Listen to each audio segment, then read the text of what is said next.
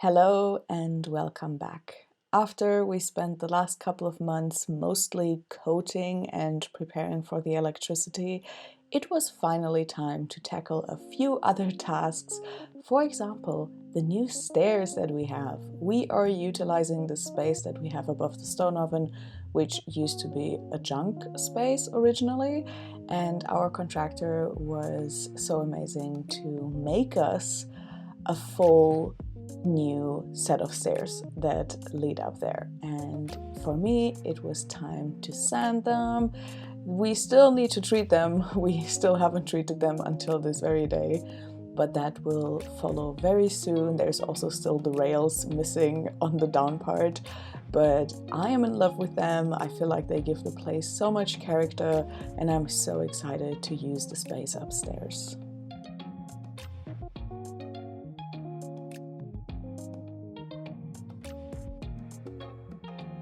During this time, we also tackled the big stone wall. You might remember that we had to remove the original wall coating because it just fell down basically and exposed the beautiful, beautiful lava rock underneath. And while we did love the original rough look, it couldn't stay like that because of all the small stones in between. So we filled it up with black cement. It is the same type of cement that we used for the kitchen. And the contractor put it between the stones, and I went in with a wet brush to even it out.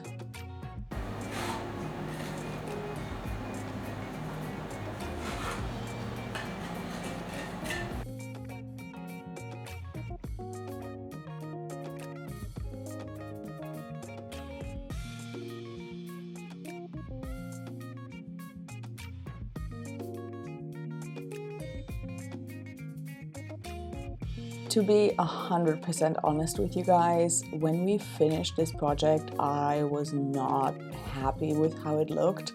I was so sad that we had to take away that rough edge of that original wall, but I knew it was necessary.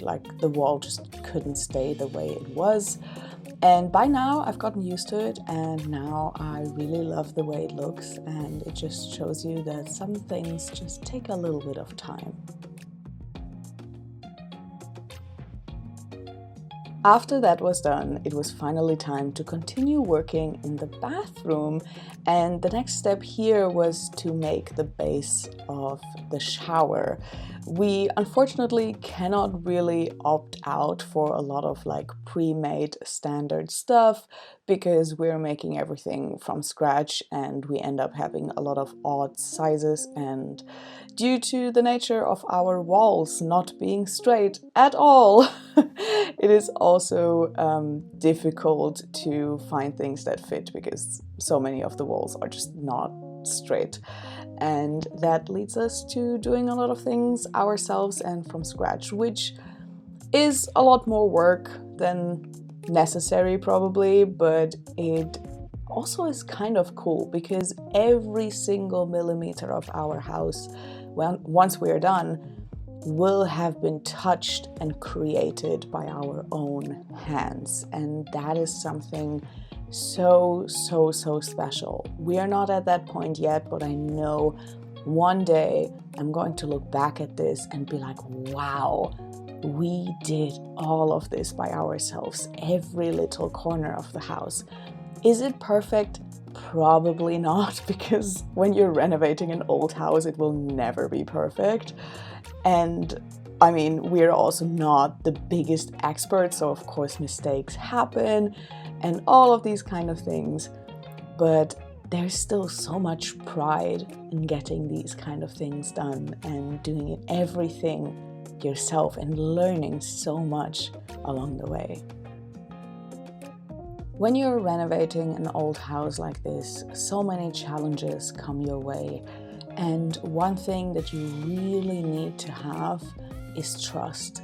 Not only did we need to trust our contractor and his abilities and skills and knowledge, but we also had to trust ourselves, our own bodies, our own minds, to be able to see this through.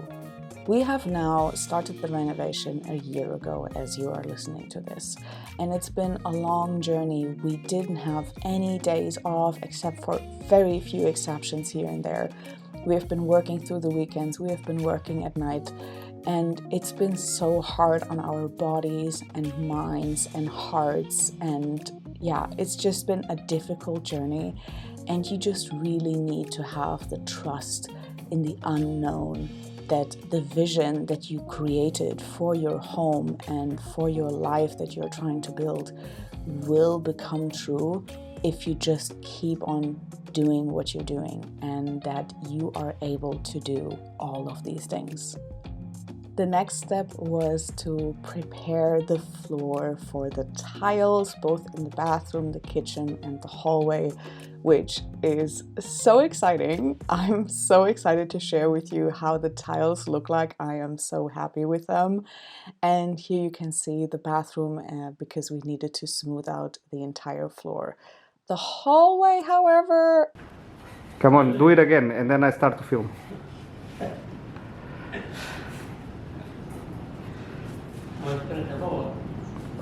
Epá, ainda é uma diferença grande. Aí é que diabo.